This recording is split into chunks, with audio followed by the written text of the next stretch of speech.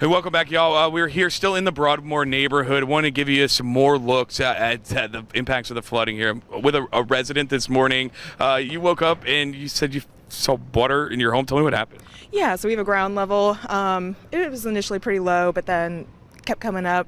The street was pretty flooded too, but it's been coming down now lately. So my husband's on his way back home. He was out of town, so it was a surprise. Yeah, I can imagine. I mean, what was going through your head when you woke up and you saw water in your house? It's not even hurricane season.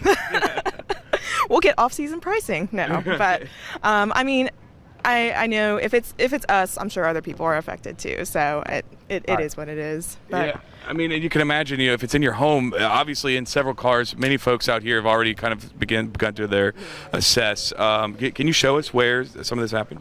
Yeah, sure. All right, yeah, we'll take a walk and it's Wade through here. I mean, the Broadmoor neighborhood has been known for flooding in the past before, but with all of the drought that we've been going through, and you can actually see right here, Aiden, you can see the drains are moving, so that's a good sign there. You see some of that debris sort of swirling as the water begins to go down. That's a good news here. So this is where explain what we have here.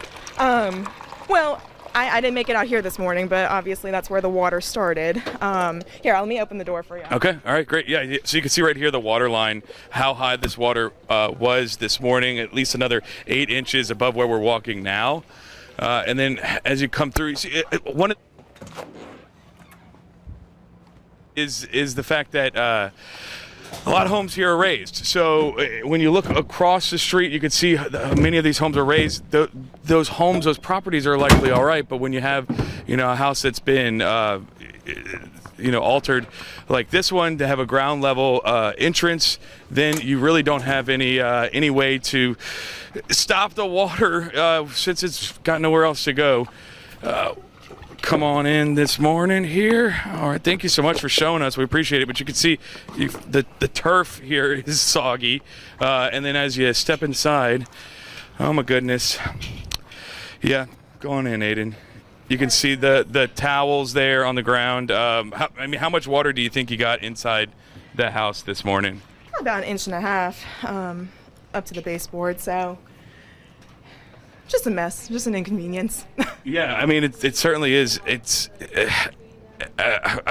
just waking up and seeing this in your house. I mean, it's just got to be such a headache.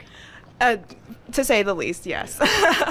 All right. Well, thank you so much for just showing us here. Like, as you can see, Aiden, obviously, look through the home.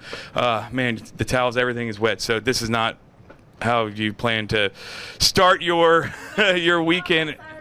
And I gotta imagine you want your husband back quickly so that he can help with some of this, right? He's gonna help, absolutely. All right, maybe call the in-laws, see if they can come down and help you out. That'll be a good one. All right, thank you so much. We appreciate it.